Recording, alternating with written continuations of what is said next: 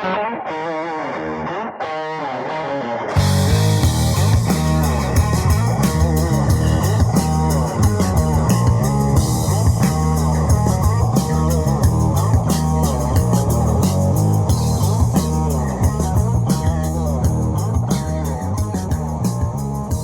right, what is going on, everybody? How you doing? Welcome to another episode of Talking Buffalo, your weekday daily driver for Buffalo Sports Talk and more. My name is Patrick Moran. Thank you so much for watching, for listening, however you are consuming Talking Buffalo. I definitely appreciate you guys all very, very much. Today's show is presented by the law offices of William Mattar. Hurt in a car, call William Mattar, 444-4444. Call William Mattar today to get the compensation that you deserve. Well, you know what else you deserve? You deserve a Wednesday podcast with my regular guest, my good buddy Matt Warren from SB Nation. We got our weekly Buffalo Bills positional analysis and grades from last game. Certainly we'll do that. Trade deadline stuff to talk about. We'll do that right at the top as well. What's going on, man? How you doing? Usually you and I get together on Tuesday mornings, so this is a little bit different. We are into the evening hours. We had to wait for the deadline. What's going on, man? How you doing? Yeah, I mean, recording it later in the day is certainly, fun. Trade deadline from like 9 o'clock to 4:30 or 5 o'clock today. So my notes aren't as copious as they usually are when we talk in the mornings, because I set aside some time to make sure I can dive in. No, I mean, it was a really interesting day, I guess, around the NFL. Like, obviously, some huge trade in our division, and so I'm sure we'll get to it here in a second. Yeah, we're gonna get to it, and obviously, listen, if you're a Bills fan, if you're listening to this podcast, you already know the Buffalo Bills did not make any trades here leading up to the deadline. Certainly surprising. We'll get into our thoughts with that in just a second. Let me ask you this though, real quick first, because I could tell you this right now. Like, how did your day go in terms of following the deadline? Like, just being locked into everything. I'll tell you this. I was up real late on Monday. Probably didn't go to bed to about 2:30 in the morning. I was actually concerned that I was going to have a struggle to get up and, that I would miss something. I started getting up at like 20 after 8. In fact, I got up, rolled out of bed. First thing I did was check my phone to see if I missed anything on Twitter. I didn't, and I was up for good at that point. And from, I'd say, about 8:30 on through 4:15 p.m., I got very little else done besides following on TweetDeck, just watching things come out in real time, just tracking deadlines, trade stuff. I didn't do anything else all day long. Was it kind of similar for you? No, I know you got work stuff to do as well, but was it kind of similar? Yeah, it was similar. The one meeting I had on the books was with our Raiders blogger, and once they traded Jacoby Myers, he asked if we could move it, and I'm like, yeah, sure. And so it was pretty much 9 until 4:15. Yeah. I was locked in, but like you said, it really started last night because, like, Brandon Beane is known for, like, the Beane After Dark stuff. Like, he'll make a late night trade, like, or an overnight move or something like that. So it wouldn't have shocked me to wake up to news. Just like it wouldn't have shocked me if we got news at 4:01 or even 4:25. Like, the Dean Marlowe trade came in after the deadline, or at least the announcement came after the deadline a few years ago. So, like, deadline spur action, and Brandon Beane likes to do it at 1 in the morning or, right before the trade deadline. So let me say this. I feel like, I don't know how, it was in your house growing up. I don't really know that was so much in mine either, but you hear it all the time where parents would say to a kid, you know what, son, I'm not mad. I'm just disappointed. Mm-hmm. That's kind of how I feel right now about the Buffalo Bills. Now, if we recorded this podcast at 4:15 p.m. and not a couple hours later, where you tend to get, you think things out and you get a little more even keel, I probably would have had a different emotion a couple hours ago. I was just straight up angry. Not angry. I'm just disappointed right now. And we'll get to Tim's tweet, which really set the last hour off here in a second. But no kidding is right. And some people might not know what that's all about. So I'll tell you about that in just a second here. A wild final hour of speculation and hot takes galore. And I kind of I had plenty of my own with that as well. But just your overall thoughts right now. How do you feel now that the trade deadline is coming on, and what you thought going in versus what happened or didn't happen, and how are you feeling right now about how things played out here on this Tuesday trade deadline day? Yeah. So first of all, I was not among the group of folks that thought the Bills were going to trade for a wide receiver, especially after the Michael Hoyt injury. Resources on the defensive line, whether it was defensive tackle or defensive end, Mhm. somewhere they were going to utilize like the remaining cap space, their draft capital, whatever it was, to get better depth there. They only have three defensive ends that they really can count on right now. Um, they only have, what, three defensive tackles that they can really count on and two that they were planning on counting on. So like, you Right. know, that's where I thought that the positions were thin, and that's where I thought they were going to, explore trades for. And I guess one of those positions was right. And then, I mean, obviously, folks have been talking about wide receiver since they didn't draft one in the draft, back in April. But I just never thought that was NFL caliber wide receivers on their roster. I would. All right. So let's get to. I'm with you in terms of that. I did think they were going to add a wide receiver. I thought, maybe arrogantly so, that it was once Teron Johnson's contract, that bonus money got moved around or paid up front, and it created 1.75 million. I think it was Field Yates on Monday who tweeted that out. Once that happened, I'm like, this is a formality. The Bills are doing something. What is it that they're going to do? I don't know.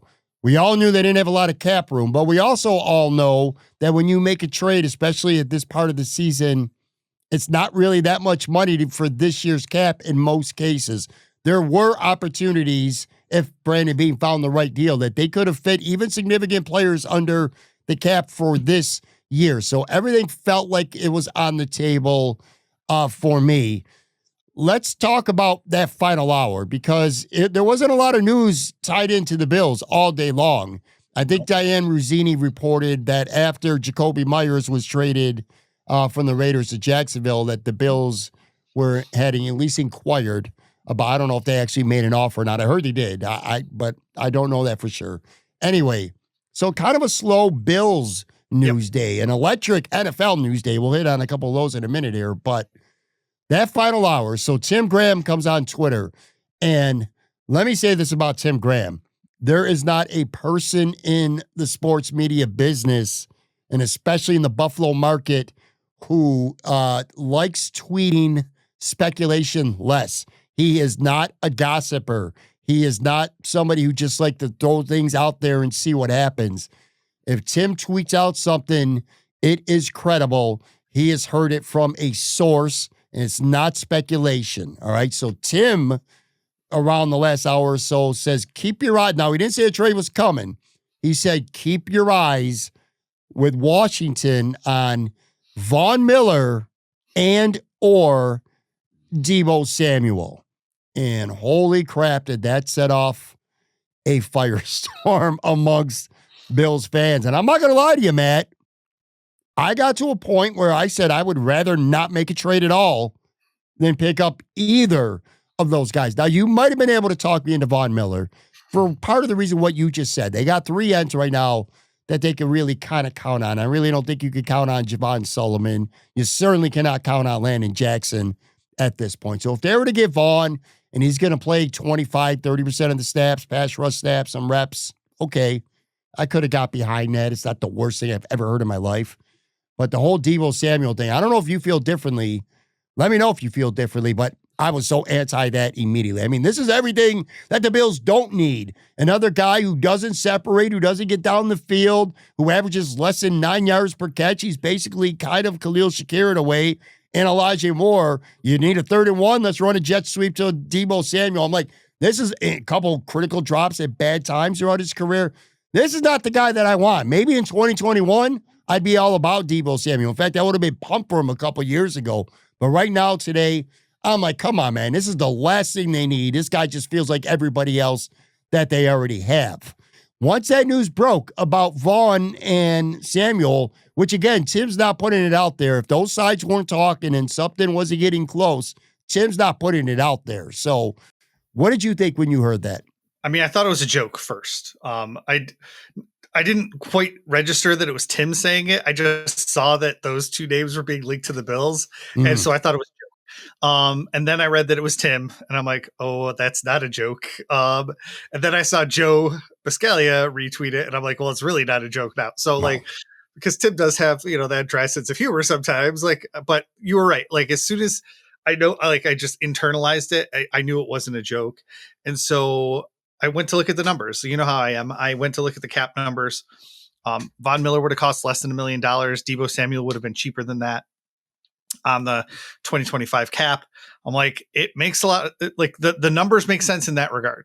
And then I looked at, Von Miller and his playing stats this season, his sack numbers, all this other stuff, his QB pressures. And I'm like, I really came around to the idea of Von Miller back to the Buffalo Bills in a Me lot of too. ways. Because like in my brain, I'm like, he's not going to be in your top three. He's going to be the fourth defensive end. Like they could probably still sneak. Like I even did the mental math of like how Javon Solomon was still going to be on the roster. I'm like, well, Brandon Condrickton, they can cut him, save the cap space from his salary, get the roster spot, so they can still have Javon Solomon playing special teams. Like I worked it out in my head. It made sense to me. To your point, the Deebo Samuel thing never really made sense to me, other than that they maybe feel like they need a body there. I think Josh Palmer coming back, at some point is, a foregone conclusion, at least. Yeah. They haven't talked about him like they've talked about, some of these other guys. And so I feel like they have enough depth at that wide receiver position where they didn't feel like they needed to pull the trigger on someone that was going to copy other skill sets. Like if they had pulled the trigger on Rashid Shaheed, who went to the Seahawks earlier in the day, like that would give them a skill set they didn't have on the roster. But like once we got later in the day, and it's like, I mean, maybe they were talking about Deebo Samuel earlier in the day. I don't really know. But like maybe it was like, oh, if we trade away one of our receivers, could we get Deebo Samuel back as a different thing? So it's like a chain reaction type piece. So I don't see where the fit was with Deebo Samuel if they didn't move a wide receiver in the process. I'll say this. The Von Miller stuff, I agree with you. Initial reactions like, come on, Von Miller. He's but cooked. I came around. I got 3 text messages from people that said the same thing. Like as soon as the news came out, they're like, what? He's washed. He's over. He's done. And I'm like, he makes less than $1 million and he's got 4 sacks this season. He's got 4 sacks this season? Like, yeah. And he's playing, I looked it up too. He's playing like 35% of the snaps or something like that. His pass rush rate, I think it was like 12.3, which it's lower than the other 3 guys on the Bills, the main 3 guys. But again, you could do worse as a fourth end than him. So given the injury to Hoyt, I wouldn't have hated that. And as we're recording this, I'm kind of disappointed that they didn't make that trade if the result was going to be that they didn't do anything. I would have rather had him than Javon Solomon being my fourth end. And it could have been like a huge return. Like, I mean, they couldn't have been holding out for like a 5th round pick or a 4th round pick. Like, 6 for 7 swap kind of deal, especially with Jaden Daniels done for the year. I mean, that team's done and they know that they're done and he's going to be 37 years old. If they can move up around in next year's draft, 100% they're doing it. That was I don't know why they didn't give him away for a ham sandwich at this point. So I kind of feel like based on what we're talking about here, that's more Brandon Beane saying that, nah, you know what, I'm good. I'm just going to stick with what we got. Well, let me ask you this. Do you feel right now with like Brandon Beane and the way he approached this deadline that it's more, he treats the deadline kind of like I feel like he does re-signing his own guys in free agency as well. Like, and I'm not saying this is a criticism necessarily towards Brandon Beane, but like he puts a value on a guy. Whatever that value may be. In the trade situation, maybe it's a 3rd rounder, maybe it's a 6th rounder, maybe it's nothing more than a 7th rounder. But he'll put whatever value it is on a guy, and he ain't going to move off of it. Like, he's overpaid once or twice in free agency. Like, he overpaid for Von Miller. Maybe I don't want to say overpaid for Joey Bosa, because I think Joey Bosa's giving him everything they can want. But, he generally doesn't do that, and he won't do that with a trade either. Like, he had a value. And he said, like Rashid Shaheed, would you want him on your roster? I mean, I think Brandon Beane would be completely brain dead and stupid to say, we don't need this guy on my roster. But he probably said, well, it's a 4th and a 5th. Probably in the Bills' case, it would have been too forced because, they're Yep. going to be drafting lower, so that matters as well. So Does. am I going to give up 2 early day 3 picks for Shaheed? I'm not going to do that. Do you think it was more of a case of Brandon Beane straight up saying, I'm not going to overpay for anybody than him saying, no, the roster's good. We don't need to make any deals?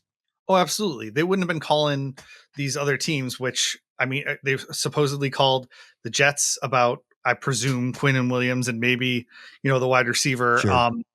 We assume that they called the Dolphins. At least there's been some, rumors around them calling the Dolphins about Jalen Waddle and being turned down because they didn't want to offer so much money or so much stuff. They wouldn't have been calling about Jacoby Myers if they didn't didn't think they could improve at wide receiver. Let's say that.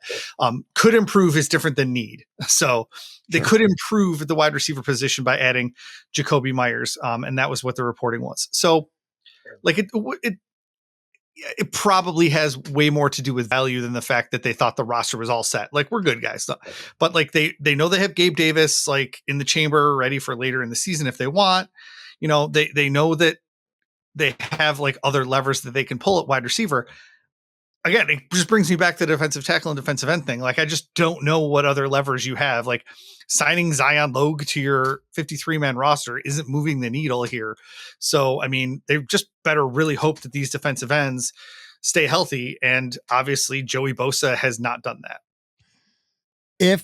All right, so there were 2 wide receivers that got dealt on trade deadline day. Let me ask you this. If you're the Bills, all right, so Jacoby Myers goes from the Raiders to the Jags. The cost was a 4th and a 6th. Mm-hmm. Rashid Shaheed goes from the Saints to Seattle. Big trade, I think, for Seattle, for a 4th and a 5th. If you're Brandon Beane, and again, let's move up the cost because you're going to be drafting near the bottom of the round in all likeliness. If you could have gotten Jacoby Myers for a 4th and a 5th because they got a 4th and a 6th in real life. So a 4th and a 5th for Myers, or 2 fourths, like I said, for Shaheed, and you are Brandon Beane. Are you making either of those trades? Definitely not the Myers one. And then you go back to like last year. Like, I mean, if they have to pull 1 round higher on Shaheed and they have to trade their 3rd rounder plus a 5th rounder, that's more than they gave up for Amari Cooper last year. Like, I mean, it doesn't make a whole lot of sense to me that they would trade that much for Shaheed. But to your point earlier, like they had a number that they would have traded for Shaheed. It wasn't going to involve a 3rd round pick, in my opinion. I'm with you on Myers. I would not have he's too similar to what they have already. Right. He's good. I would say he's a mild to moderate upgrade over what they have already. I'll say that, but he is not bringing anything unique and different to that wide receiver room. I would have made the move for Shaheed, even if I had to give up a little bit more. You're trading a 3rd rounder for him? I would trade 2 fourths, a 4th, because they gave up a 4th and a 5th, maybe a 4th in each in the next 2 years. If that got it done, would I go up to a 3rd and a 5th? Then I don't know, but I still think I might. And here's the reason, Matt. This is a Super Bowl team right now. There's nobody in this conference that has fewer losses than the Buffalo Bills, okay? And I keep going back to one thing with this team. Keon Coleman is not the answer at that boundary X position. He's not, and it's not going to change. There's nobody that is scaring a defense. Now, they had success against Kansas City, and they might have success plenty of games, okay? But they need a guy like Shaheed who's just going to put fear into a defense. That safety's going to stay back because he will blow past you. Worst case, he's a rental. He opens up the offense to do a lot more. I think maybe Shaheed isn't going to, last year, I feel like a lot of people said, well, Amari Cooper didn't have great stats, but he really helped the Bills' offense because you had to account for him. You had to respect him. Yep. I feel like that's true on some levels. I think that would have been even more the case with Shaheed, though, because he's definitely faster. So there's that school of thought. And plus, you know what? Maybe if he's a really good fit and he really likes it here, who's to say that they can't work out a deal after the season where they end up re-signing him anyway? You know what I mean? So it didn't have to necessarily be a rental. It's not like Rashid Shaheed's going to go out and make $30 million next year and you got no opportunity to re-sign him. So I absolutely, if it was me of those 2 guys, I would have re-signed him. Last thing about the Bills in terms of the trade deadline, Matt, is you kind of feel like I think Brandon Bean arrived at the conclusion that here's our trade deadline.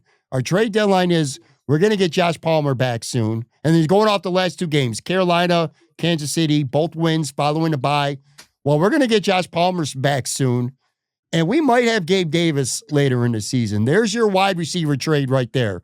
There's your addition to the roster, any way you want to look at it in terms of wide receiver. In terms of defensive tackle, interior, DaQuan Jones will be back in a week or two.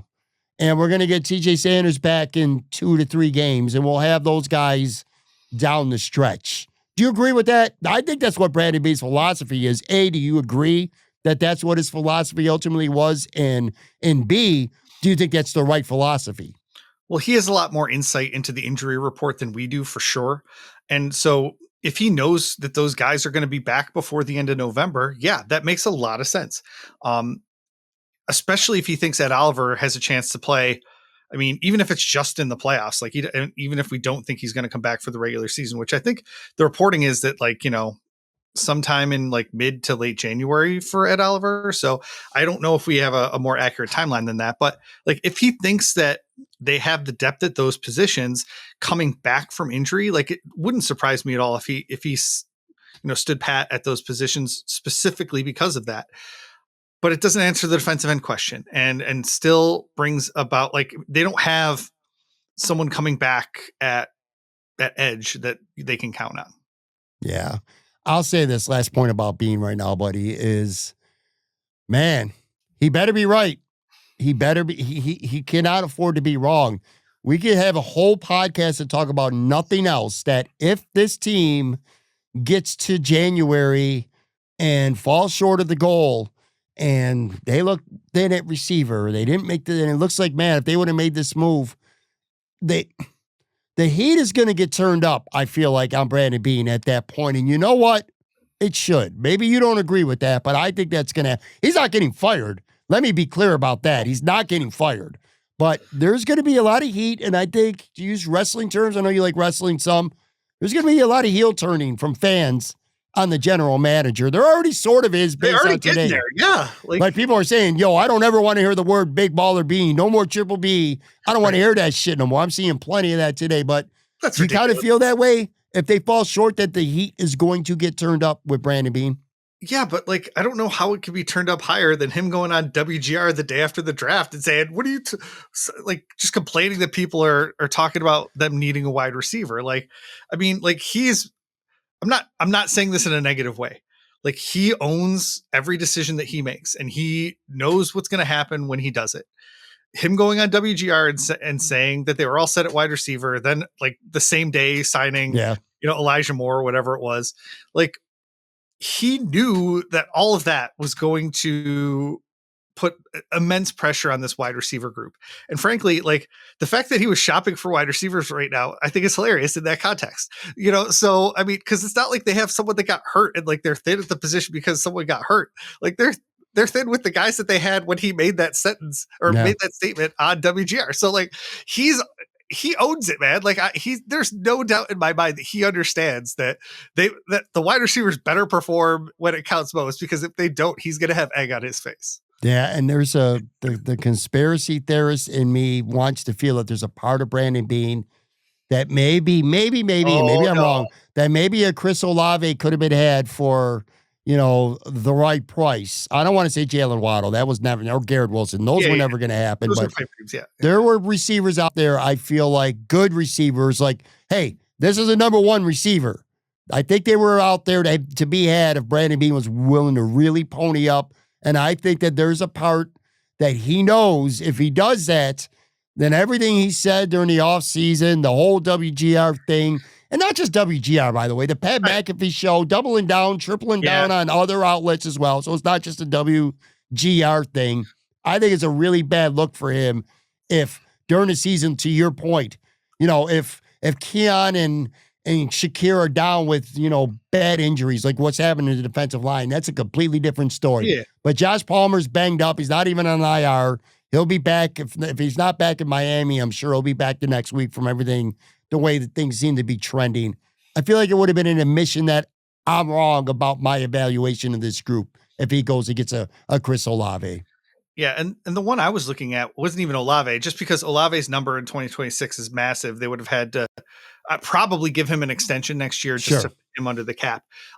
Adonai Mitchell, AD Mitchell from the Colts was the one I was circling, and he is actually somebody that ended up getting traded today too. But it Hmm. was part of that huge Sauce Gardner trade, and so if he was wrapped up in that the whole time, the Bills may have never had a chance at AD Mitchell, which he's a guy that had a couple years left on his contract, like cost controlled, like that high upside guy, like just was not getting any snaps in Indianapolis, made a ton of sense.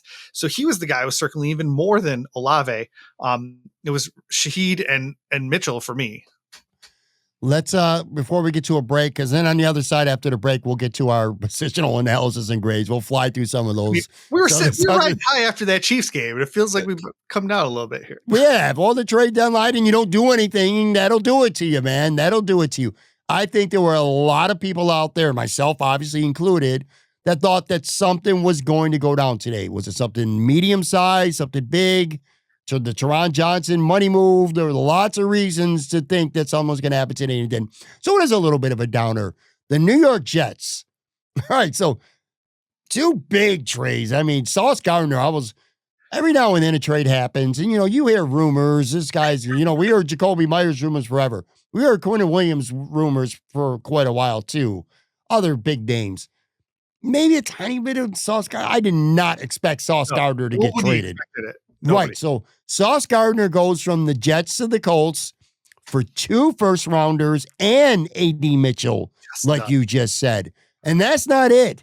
Then they turn around later in the day, Quinn Williams to the Dallas Cowboys for a second rounder in 2026, a first rounder in 2027, and Mozzie Smith. I believe I think he was a former first round pick. He was a first rounder. Yep. Yeah, and he's not been good, but still, No. I mean, he's a young player. So you traded two of your two best players on defense. The Jets pretty much just said, we stink.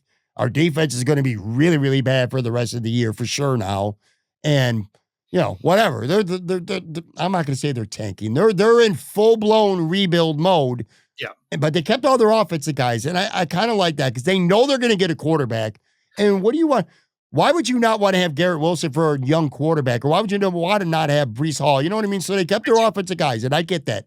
But now, dude, the Jets, in 2026, they got 2 firsts and they got 2 seconds, including Dallas's, which might be a pretty high pick. And then in 2027, they got 3 first rounders. Yeah. So the ammunition galore with the Jets. I personally kind of like if I'm a Jets fan. Oh, yeah. I like what the Jets did today. I thought both those trades were overpays, both of them. Yeah. No, I really like what the Jets did today. And Aaron Glenn, defensive-minded head coach, thinks he can come in, kind of mold this defense, as his own over the course of the next couple seasons. It really reminds me a little bit of what the Bills did in that first year and a half of Sean McDermott. They trade Sammy Watkins to get a big return. They trade Marcel Darius, not for a big return, but to just kind of get him out of here. So they trade some really big name players back in 2017 to just start this rebuild in a hard way. And it worked out for the Bills. I don't know if it's going to work out for the Jets. A lot of people were saying it has to because they have so many cracks at the plate over the course of the next 2 or 3 seasons. And I'm like, I don't know. The Browns I think the Browns had 3 first round picks the year that they passed on Patrick Mahomes in 2017. Mm-hmm. So, I mean, you can still draft your way, into irrelevancy, even with 3 first round picks over the next couple of years. So I don't know what they're going to do with it, but they're set up for success for sure. 100%. I'm stunned Dallas gave up what they did for Quinn Williams. That's an awful lot. I'm like, why don't you just pay Micah Parsons? We're not playing him anymore. Huh? I'm glad we're not playing him anymore. Oh, yeah. He's a great player, I think. He is a great player, and he's given the Bills fits through the years. By the way, the Bills play the Jets. If it comes down to it and the Bills have to win in Week 18, whether they're playing for the 1 seed or whether they're playing for the AFC East, the Buffalo Bills host the New York Jets. That's the good news. Here's the bad news. The New England Patriots have yet to play the Jets, and they still play them twice. So a depleted New York Jets team might have a say how the AFC East plays out. And then the last thing, too, you mentioned Aaron Glenn. building over the next few years. Let's not forget who the owner is, Woody Johnson. I wouldn't be 100% confident that Aaron Glenn gets a couple years. Woody Johnson might wake up the day after the season and decide, he's got a brilliant idea and he's going to fire. Who the hell knows, man? But the Jets are set up for an opportunity to get better. So I got no issue with anything that they did. To me, it's the quarterback, though. Because you know what? Quentin Williams and Sauce Gardner are not old. They're young players still in their prime. If you have a good quarterback, everything looks better. You know what I mean? It really does. I feel like it doesn't come down to that if the Jets would have figured out the quarterback position better. Anyway, let's take a quick break. The Bills have definitely figured out the quarterback position, and we'll get into our positional analysis and grades.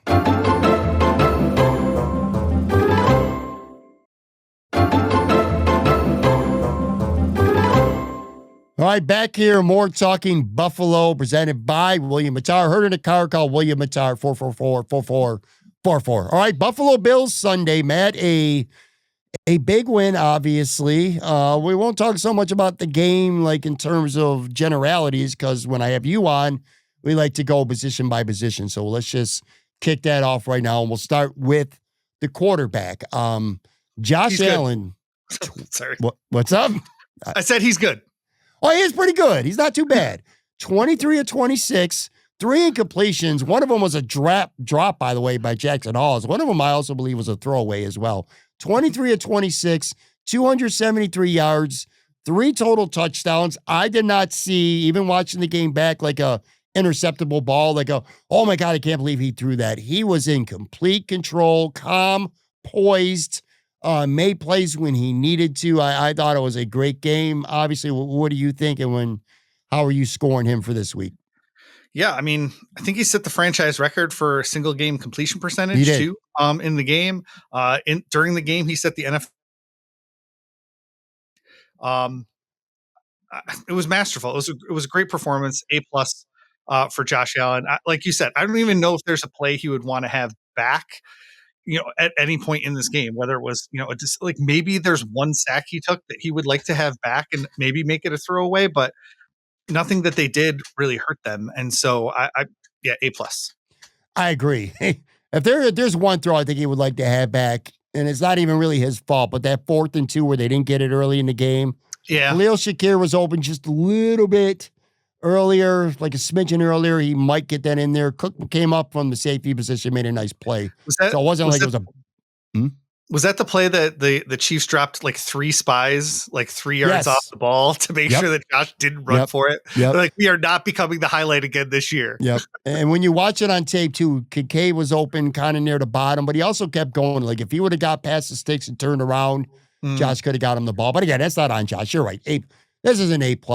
It's kind of funny, dude. So we're going, what? This is the 8th game, and we had no A+ for the first 6. We had 2 last week, and we're kicking it off with an A+, and there might not be the last one either. All right, so let's get to running backs here. James Cook, 27 carries for 114 yards. He also had a catch for 11 yards. Yeah, he did. It was a big one, too. It was a big 3rd down conversion that they needed, so to keep the clock moving. It was a big catch for him. Ty Johnson, 2 carries for 8 yards and a touchdown, and he had 2 catches for 12 yards. He had a 9-yard catch in there. So running back position. Yeah, James Cook is allowed to play on 3rd downs. Sorry. So yeah, James Cook. Not enough still. He had his highest snap count of his career and the highest carry number of his career, didn't he? Yeah. Yep. Okay. So like, it was still more than he's ever played before. And so I thought that was great. He had a really nice yards per carry number at 4.2. It's not quite what it was like the last few weeks when he was like 5, 8, 9, somewhere there. But I mean, those were obviously outliers. And so 4 yards a carry is like generally what I look for a good game. Ray Davis is still baffling to me. No stats. I don't know how many snaps. I could look up right now how many snaps he was on the field, but I don't think it's worth it. I gave them an A. There wasn't anything that was like, there was nothing that like really stood out to me as like super special, but they were really, really good. And so I gave them an A. Funny one-liner throwaway that you just said that it's not worth looking up how many snaps Ray Davis was out there. I agree. Again, I can never stop thinking about training camp or I should say the spring before Cook signed this deal where there was a lot of people out there saying it would be just fine with Ray Davis. And it's nothing against Ray. Ray he had 3. 3 snaps. 3 snaps. I knew you were going to look it up. You didn't fool me. Well, he had 3 kick returns. I know that. At least 3 kick returns for the Bills. But anyway, what was your grade, an A? Oh, yeah, A. All right, that sounds right. And plus, I would say Cook's yards per carry got skewed a little bit at the end because Kansas City was putting 8, 9, 10 guys up at the line, knowing that the Bills were going to run the clock down. So, yeah, great game. Not much more to add. Wide receiver, Khalil Shakir, 7 catches, but only for 43 yards, although he did have a 20-yard catch on a crossing route, which was really nice. Elijah Moore, a 28-yard catch, which was, again, really nice. Great play by him. Great throw by Josh. Keon Coleman, 2 catches for 17 yards. Tyrell Shavers, 1 catch for 17 yards. What do you got? So yeah, 5 guys catching passes from the wide receiver position. Everybody eats, num, num, num, all that stuff. I still think there were times where they weren't getting open for Josh. And I think so. Like I put the sacks on them a little bit more than I normally would for a quote unquote regular wide receiver group. Just because they're not getting some separation. So I gave them a B. Like I thought that they played really, really well with what they were asked to do, but we're still having some of those separation issues and nothing really stood out outside of that Elijah Moore catch. I thought that was wonderful. It was a great play. It was a fantastic play. I'm trying to look up here in real time if I could get to it before we have to move on to the next thing. This game, so we're looking at receivers here, and because I'm fixated on Keon Coleman right now. God damn it, I'm on the wrong thing here. Receiving position group, Buffalo Bills, week 9. Keon Coleman. So I said 2 catches for 17 yards. He didn't do anything wrong. He also did draw a pass interference on the first drive of the game, too, on a quick slant. I was trying to look at how many snaps that he played for this game. And, of course, 45. Well, yep. And he had a catch for 11 yards. I know Josh rolled out. He wanted to go deep, but Keon, did the right. He threw it to Keon. It was the right play. Keon got out of bounds. It was an 11-yard gain. This is where we're at with Keon Coleman. I don't feel like he did anything wrong. He just doesn't matter. Yeah. It just doesn't matter. 2 catches for 17 yards. Anybody could do that. Anybody could do that, man. They just cut Christian Wilkerson from the practice squad, which I should have mentioned at the beginning of the show. He could go out there and he could do that. KJ Handler could go out there and do that. 2 catches for 17 yards. And this is week after week after week after week after week with him now. Yeah. It's hard. It's really hard to look at because obviously we had the fool's gold of week 1 where he had all those really impressive numbers and he was going out and making plays and we just haven't seen him make a play since then. It's frustrating. And this is kind of, the wrestling term, I'm working myself into a shoe because now I'm starting to get mad about the trade deadline and not doing anything because I look at these numbers and he's going to be the guy. It's not going to stop. He is going to continue to get the most snaps out there. He's going to play that boundary position. And I'm looking here. All right, 17, 30, 11, 23, 45, 20, and 26. Those are his yardage totals since week 1 for the season. It's not a coincidence anymore, Matt. It's just not. So I don't know, man. With 400 receiving yards, that's going to suck. Yeah, I don't know. Get through the season with him and figure it out. You got to figure out that X position. Anyway, that's fine. Tight end. Dalton Kincaid, 6 catches for 101 yards, a 23-yard touchdown, a sexy 47-yard catch and run. Dawson Knox, 1 catch, but for 30 yards. Jackson Hawes, 1 catch on a shovel pass from Josh Allen for 18 yards. The Bills tight ends had 123 yards receiving combined tight ends in the first half. And they had 4 catches on this game for 18 or more yards. So I turn over to you. I feel like I know what's coming here. Yeah, if everybody eats, Dalton Kincaid is the first guy through the buffet, right? Let's just say that. Okay. Yeah. So I really did waffle back and forth between A and A plus because Hawes did have that drop. But I do think you have to just give them the A plus. They don't have to be perfect to get an A plus. Kincaid going over 100 yards, catching all 6 of his targets. The decision that he and Josh made on what I believe was an option route on that 47-yard touchdown, he can take it up and then go either to the post or to the flag. And I think he made the right decision going to the flag, obviously. You got to go A plus for the tight ends. And they might be my highest graded position group of the season. They are by far. Yeah, that's right. Yeah. So They even are. ahead of Josh Allen, ahead of the running backs too, like, I mean, they've had good seasons at quarterback and running back, but like the tight ends, I think have played better than, I mean, certainly than most people expected, but I mean, even beyond like what increased expectations might be. They've been really, really good this year. Tight end and running back have been your highest graded, and I agree, deservedly so. They've been your highest graded positions this year. Offensive line, another thing I'll throw out there, Josh was sacked 3 times. 2 of them were back-to-back plays. 141 yards as a team rushing. Here's the one impressive thing. I got to throw this out because this don't ever happen with the Bills' offensive line. You know what? No penalties. Oh, really? Okay. They did not have a penalty. The only offensive penalty for the game was on Dawson Knox. That's it. No penalties for the offensive line for this entire football game. So I had to give some flowers for that. Was that the weird holding call where he like? Yeah, it was a bad call. Yeah. No, so I went like A- for the offensive line just because of the 3 sacks, and the decent run numbers. I think they had 3 successful tush push conversions too. Is that the right number? Well, I know they definitely had 2 for touchdowns. They had 2 for touchdowns. Yeah, they did. The 3. Yep, it's 3. Or 4th one. So, yeah. And so, like, I mean, the biggest Achilles heel that they had. Oh, I shouldn't have said that. Sorry, but the biggest problem that they had. Don't say Achilles heel. Sorry, not for 3 weeks.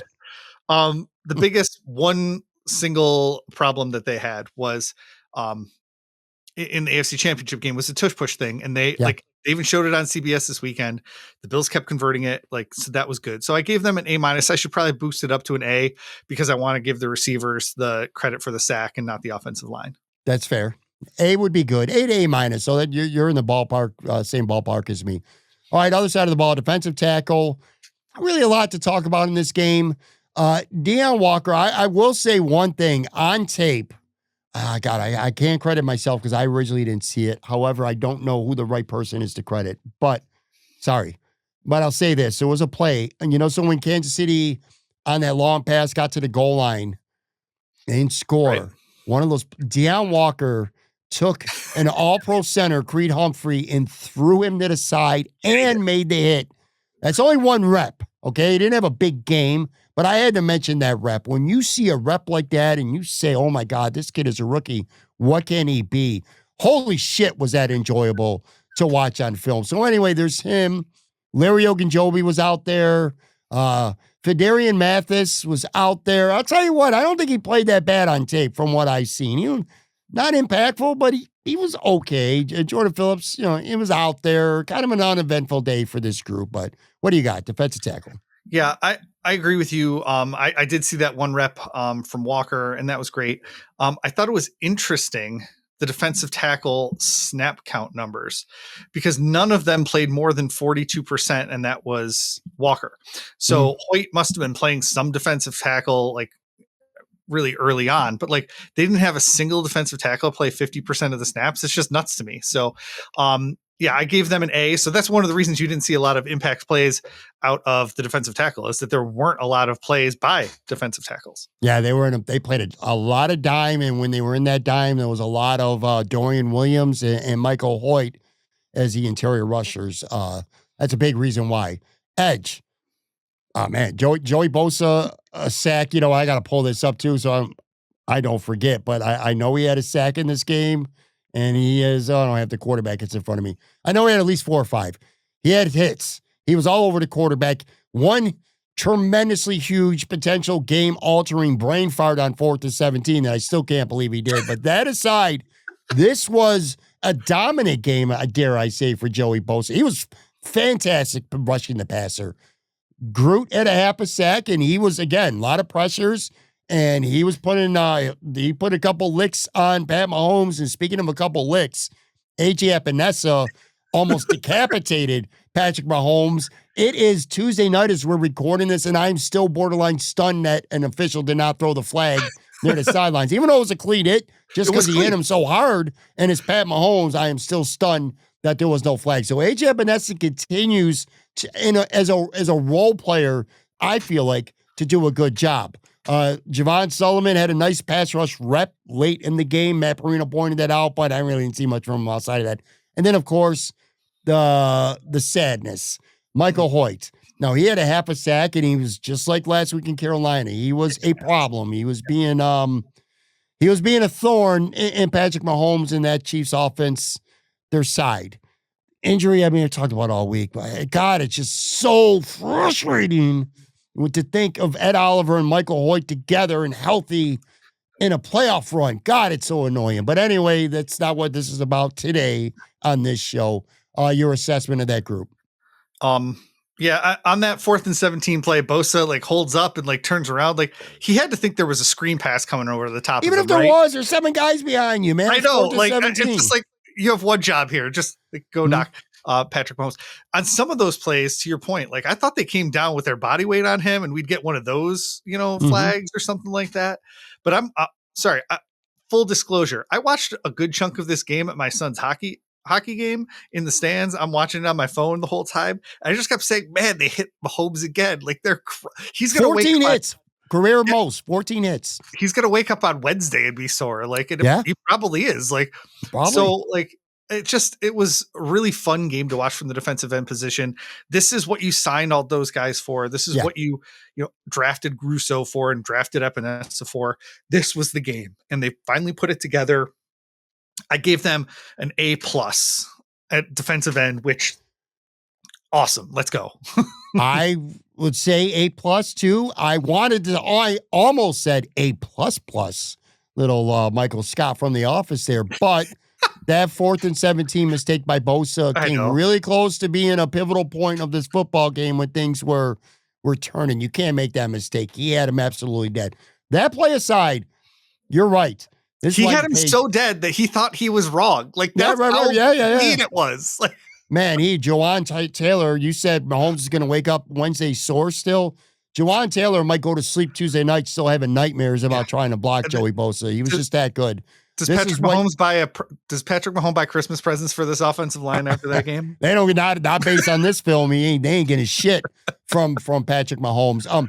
Yeah, look, Joey Bosa, this is why you pay him, man. This is everything that Sean McDermott and Brandon Beane collectively could possibly want from this unit. They got it in this football game. He was fantastic. Greg Rizzo was worth the money. AJ Epinesa was worth whatever he's getting paid. And again, Michael Hoyt, it only lasted 7 quarters, unfortunately, but man, Brandon Beane, we just spent the first half of the show kind of being angry at him. It's unfortunate he got hurt because what a find he's looking like for the Buffalo Bills. It's really unfortunate. I'm with you there. Linebackers. Terrell Bernard, man, I continue to not see it. It's not on. There was a play I put on the All-22, the 4th and 17 conversion, where he just looks completely and utterly lost. A couple people pointed out that he was, but it wasn't just his fault. It was Hancock made a mistake on the coverage, and somebody else as well. I don't remember. Ingram. It was Ingram. Anyway, I don't care. He's not playing good football. He's not making an impact. Now, is he hurt? Maybe he played hurt. He looked a little slow down, but not that bad. But anyway, he was out there. Matt Milano was okay. He's fine. Dorian Williams, pretty much. I know he's a linebacker, but he, again, like I said a few minutes ago, he's pretty much exclusively rushing the passer, which I didn't hate that at all. But anyway, linebackers. Yeah, you said it earlier. They played in dime so much that Milano was only on the field for just over half the defensive snaps, and so. There wasn't a lot to go off of with linebacker except for those Bernard coverage snaps. And so I had them at a B- just because like I thought that they were fine. Like I thought Williams was only on the field for 13 snaps. I didn't really want to ding him too much. I thought Milano looked okay. And then the only time I saw Bernard was on like when they really did pull back, like you said. And so I didn't get a chance to look at any of the All-22 stuff. So I don't really know how he performed. When he was dropping into coverage, but like, I don't know, B-, I guess. Yeah. I don't know. I almost think you're being a little too nice right now. I think maybe Matt, maybe Matt's in a good mood right now. I would say at best to C. I think just the Bills have a Terrell Bernard problem. I'm just telling you, I think they do. Chad Thompson in play. Unfortunate. He got hurt. And late in the week, we didn't get a chance to talk about it because we do our show on Tuesdays, where we record on Tuesday, I should say. There's a lot of talk about, will Shaq Thompson start over Terrell Bernard if both of them are good to go? We'll never know. But if Shaq Thompson's good to go this week, we might have to revisit that again. that. Like Terrell Bernard's their defensive captain. They're not going to start Jack Thompson. I said that last week. I don't know, dude. He's racking up bad games. That's all I'm going to tell you, especially in coverage. What he's supposed to be good at. He wasn't on the injury report at all. No, so, no. I mean, but neither was Taylor Rapp for 7 weeks. People look back. Yeah, we've heard it before. Where people look back and they're like, "Oh no, I was dinged up for the last 8 weeks of the season, but I was just never on the injury report," and that's against NFL rules. So I'm just going to throw that out there. We saw with Taylor Rapp already this season. I know. Yeah, that's a good point. So if he is hurt, they're violating NFL rules, and if he's not, he's playing poorly. I'm looking right now too. He gave up 62 yards per ESPN Next Gen Stats. He was responsible for 3 catches on 4 targets for 62 yards. That sounds pretty much like a normal Terrell Bernard game this year. It's a problem. Yeah, and I looked it's not like Travis Kelce killed them like he has in the past either. So it's like I don't know. Yeah. All right. Well, let's move on. We'll see how that plays out. Corner. Well, let's start with the fun part 2. Max Harrison, boy. Woo. I'll tell you, well, the interception was nice, although it was also an arm punt. So let's, football-wise, it didn't mean too much. Confident and arrival-wise, it meant a lot. I think it was a big play for that reason. You know what I mean? His confidence, the excitement, all those reasons. But that's nothing compared to what we'll call the Xavier Worthy rep, which we all, we've all seen it. Yeah. Just a straight streak. And the way Max Harrison just turns around and runs stride for stride, it was poetry. It was poetry. This is a Bills defense that, listen, they've been good, sometimes great, through this run. 2 all-pro safeties. Trey White was an all-pro corner at one time. But I don't give a shit. A slow-ass secondary, okay? I've never seen anything like this from a Bills corner who could turn a run with a guy like Xavier Worthy, like Max Harrison did. That was my favorite rep of the football game. Legit. Probably my favorite rep of the game.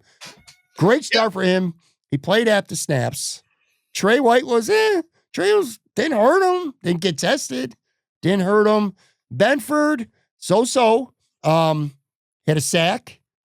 Couple good coverages, but he also got cooked on that 40-yard bomb to Hollywood Brown near the end of the second quarter.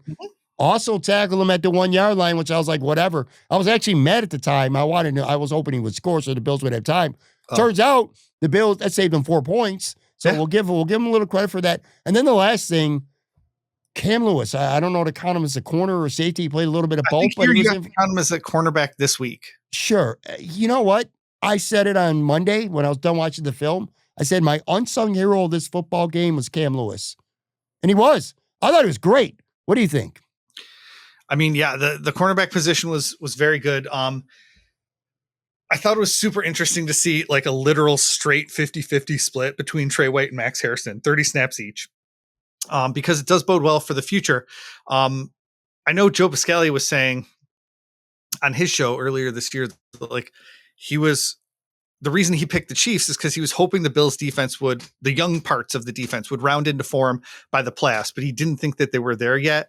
And man, Max Harrison running stride for stride with Xavier Worthy sure made you feel like they're pretty close to being there, and so, if he can do that, snap in and snap out, Trey White, his days are obviously numbered, and he knows that. It's not like, a shock to anybody, 100%. But we're all we might be on the verge of seeing the Max Harrison game where he plays the whole game instead of splitting time with Trey White. And then Trey, the next week is inactive or something like that. I don't know.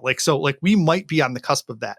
I thought Cam Lewis playing for Taron Johnson, who was injured Friday, he had half a practice to make sure that he was set at that nickel linebacker spot. That was a huge step for Cam Lewis.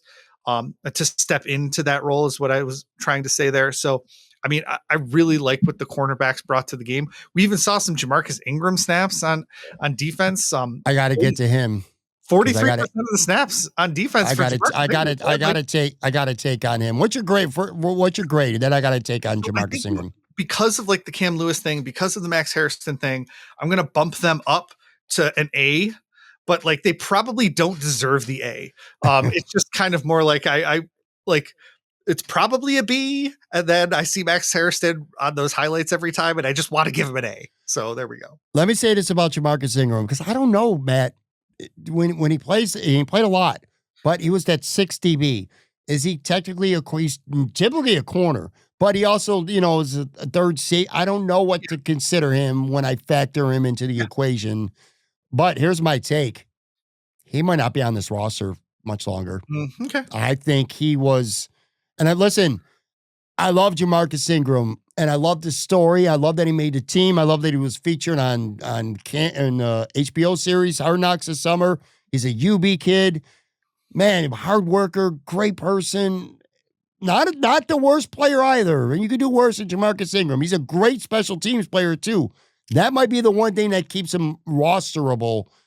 He's been awful That in the doesn't surprise you, secondary. though. Like, I mean, when we were in training, No, camp talking it about him, doesn't. It doesn't. If you remember back to the Atlanta game, we were clamoring for no more Trey White because Max Harrison didn't play in the Atlanta game. And then you remember Ingram got out there for a couple reps. It was like, all right, put Trey White back in there. That's how bad it was. And a few of the breakdowns and things that went wrong for the Bills in this game against Kansas City on defense, one of the few sore spots, I think, was Jamarcus Ingram. He was not good. if we only see him on special teams the rest of the year, that'll be a good thing. Sure. And I think LaCorey Couch, who got cut this summer, he was in for a visit here on Tuesday. I wouldn't be surprised he ends up on the practice squad. And if he does, I'm just telling you, man, look out. Look out. Jamarcus Ingram's spot on this team could be in jeopardy. I did want to mention too that the Bills had some familiar faces at defensive end in for visits on Tuesday as well. So our obsessed with familiar guys. The trade deadline acquisition at defensive end. Congratulations, Kingsley Jonathan. Is that who they signed? No, but like he was in for. So was Casey Toohill. Casey Toohill. One of those. So would it one of surprise those you two at all guys. One of those guys gets signed to the practice squad? Yeah, they'll be on the practice squad. My thought is they better be, because I'm going to tell you right now, I could live with.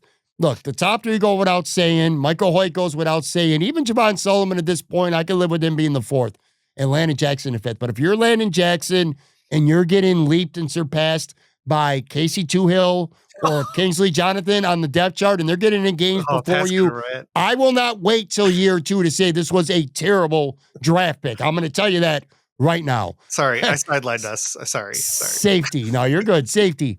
Cole Bishop. I'll just say best game of his career as far as I'm concerned. I look, I'll call it like it is. I'll give him his credit when he deserves it.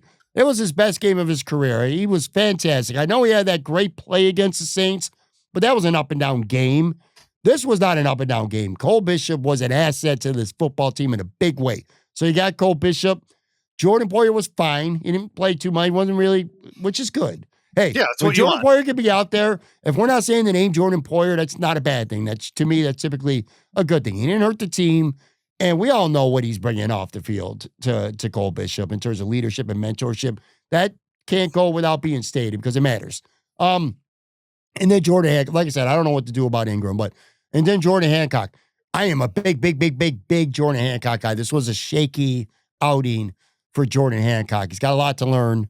He got full of that 40-yard play where Hollywood Brown cooked Benford. He got easily manipulated by the eyes of Pat Mahomes and did not get over in time. And that's a play that maybe he'd like to have back. There were other ones that he'd like to have back as well.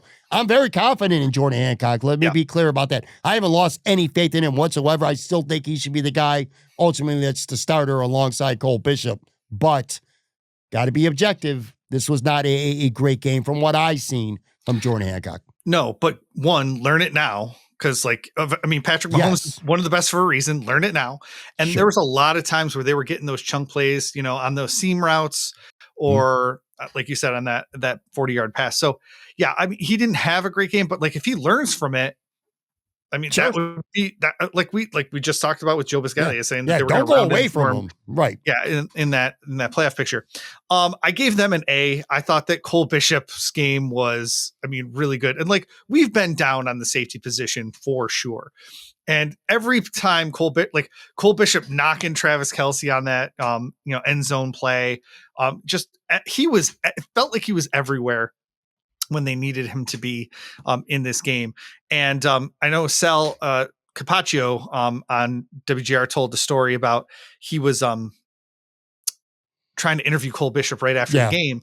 But before Bishop got to him, Jordan Poyer came up and gave him that big hug. And Yeah. so Sal, there's a clip on his social media if you guys want to go watch it. It's just, he just talks about what Jordan Poyer means in that locker room this year, being on that practice squad, then being elevated to the active roster, kind of like Micah Hyde was last year. And so if anything is clicking with Cole Bishop because of Micah and Jordan Poyer, Micah Hyde and Jordan Poyer pouring into them or into him over the last 2 seasons, man, like their practice squad spots and now Poyer's spot on the active roster because of the injuries, it's just going to be 100% worth it. So yeah, 100%, man. And you listen, hopefully, it's not just Cole Bishop. Jordan Hancock hopefully is soaking everything in too, and he'll be better off for it.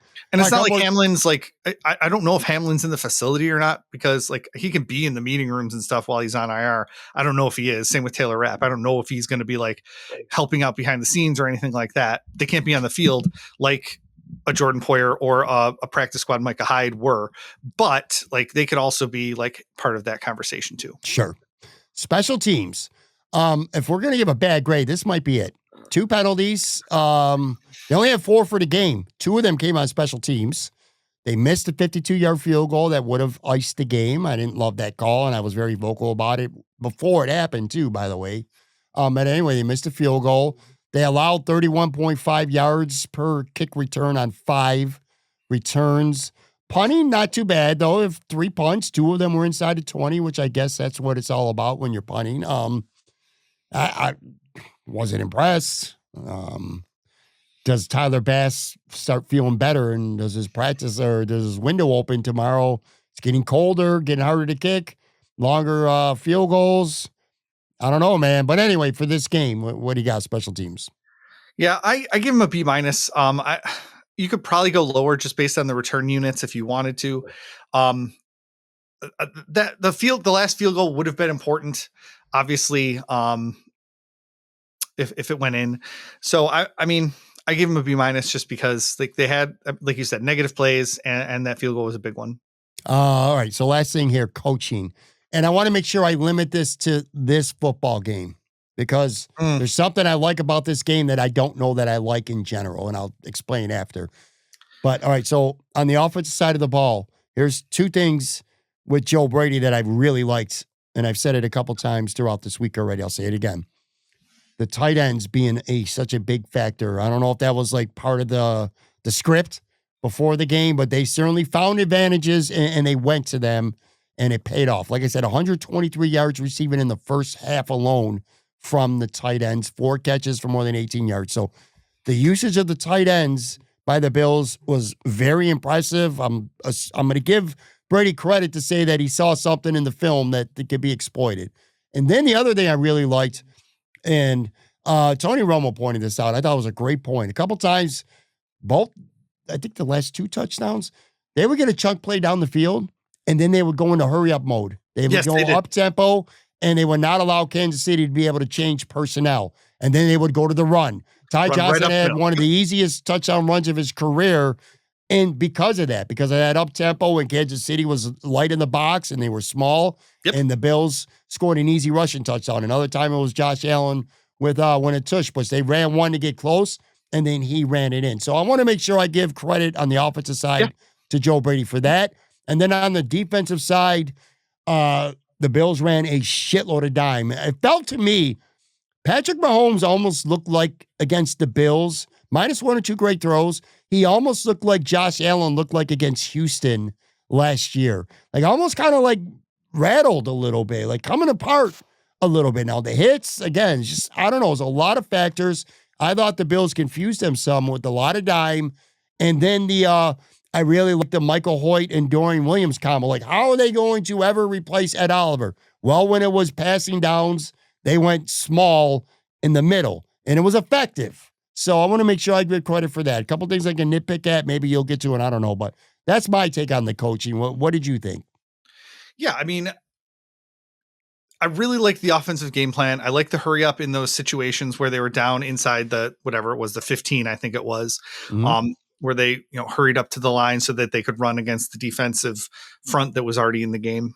So those were all good things. I like the play designs. Obviously, Josh Allen's not setting a career a franchise record in completion percentage without some good play design as well. So Right. you have to give them credit where credit is due. I thought the defense, I mean, the defense did exactly what Sean McDermott's always wanted to do against the Chiefs. They just never had really the horses in the barn. And so, like, what the defensive ends were able to do is, like, I mean, exactly what Sean McDermott wants to do. So he sort of proved like his point in this game with how the defense played, I think. A couple things I want to talk about that I'm questioning. Sure. I really loved the play action pass that they did on that final 4-minute drive to get the first down on 3rd and 2 or 3rd and 3 or whatever. I thought it was a really good decision. Yeah. But then they got into a spot where they just needed to get one more first down to ice the game. And they ran it 3 times into the line with James Cook. I know they wanted to attempt the field goal there, or at least we'll talk about that next thing in a second. So they just wanted to control the end of game situation and get the clock down as far as possible. But part of me is like, I would love to have seen the MVP with the ball in his hands on one of those plays to try to get the first down. Yeah. But then you go back to like the 4th and 2 earlier where the Chiefs fooled, I think, Josh Allen and fooled the Bills. And so like, you're almost like, okay, now I at least understand it. But like, if it's not there, Allen can just like run it into the line, take a 0-yard sack or whatever, and you're left with the same result as what James Cook was doing on those final 3 rushing plays, essentially. So I didn't love the last 3 offensive play calls, which again, very forgivable. I totally understand what they were doing. I want to give you a chance to talk about that before we talk about the special teams decision. Okay. Well, the special teams decision is what bothers me. Oh, okay.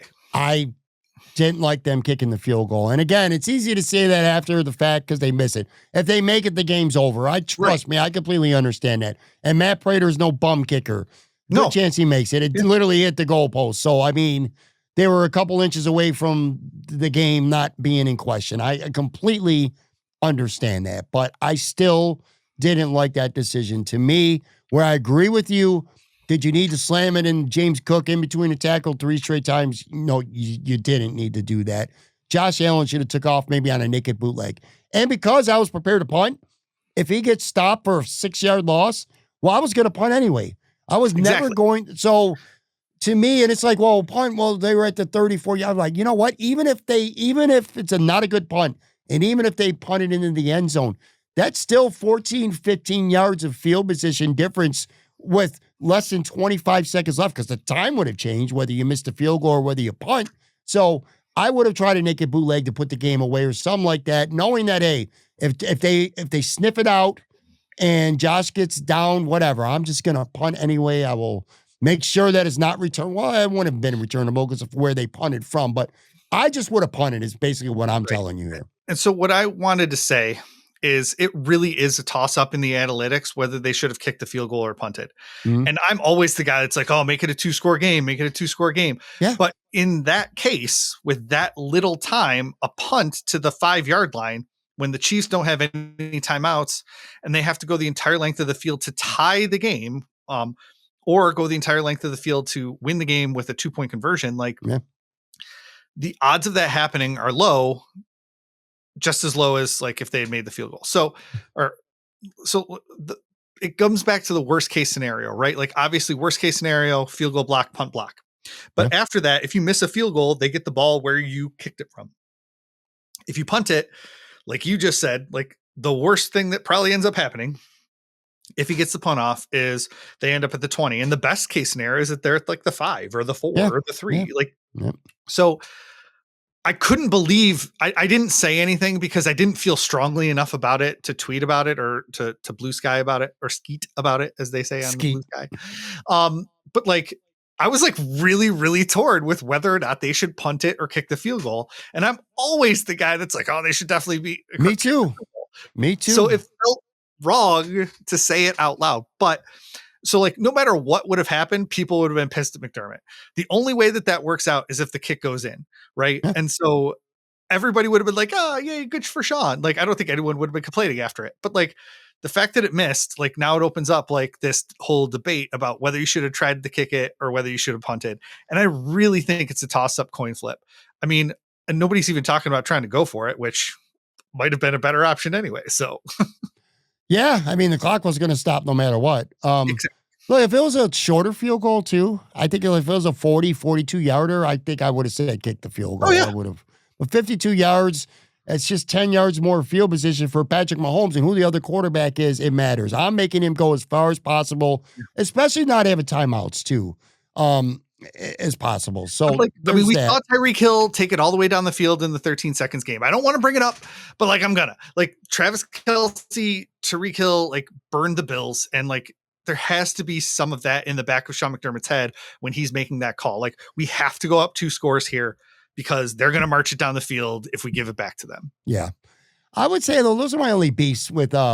with the coaching. I liked McDermott early in the game going for it, even though they didn't convert.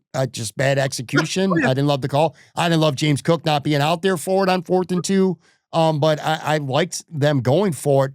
And quite frankly, I felt like the Bills stole 4 points from the Chiefs between tackling that guy at the one near the end of the half, and also after Kansas City 3 attempts of not getting in. I could not believe Could that not. Andy Reid did not go for it I on know. 4th down. They took the 3. I was like, I That was felt super like hip. that was like we just robbed the Chiefs of 4 points. So that was awesome. Now I said that this was for this game specific, but something I didn't love big picture.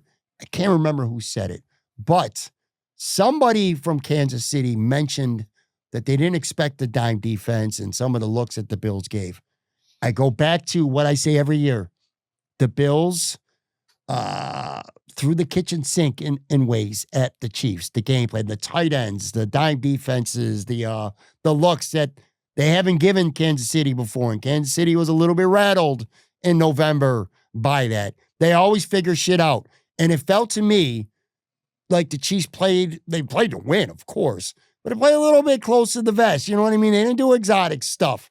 What happens every year in the playoffs, though? You see the Chiefs do a couple things that the Bills defense looks like it has no idea what they're doing. The naked bootlegs. I think Mahomes only tried to run the ball once. Lots of things that the Chiefs did not do in this game. I feel like you'll see something new from them in January. Did the Bills, you got to win the game. I totally understand that. But in the process, did the Bills yet again completely show their hand, show them everything that they have to offer in the regular season? And will that come back to bite them in January? That's like my fear when it comes to these Yeah, games. I understand what you're saying. On offense, I don't think that that's the case.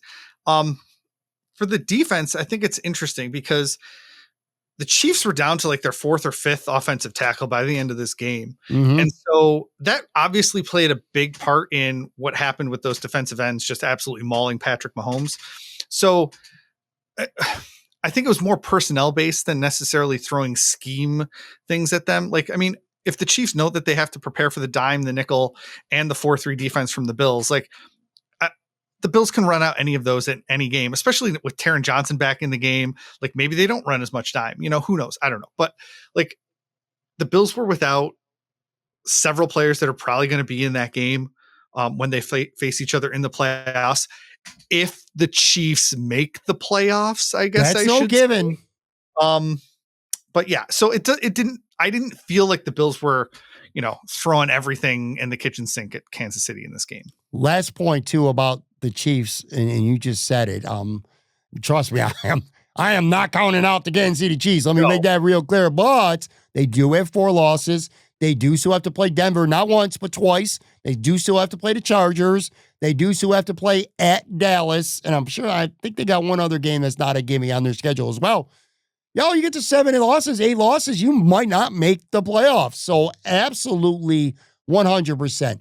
And the last thing I'll say too, that what I like about the Bills this time around, potentially, as opposed to the last couple of years, is you go back to that title game.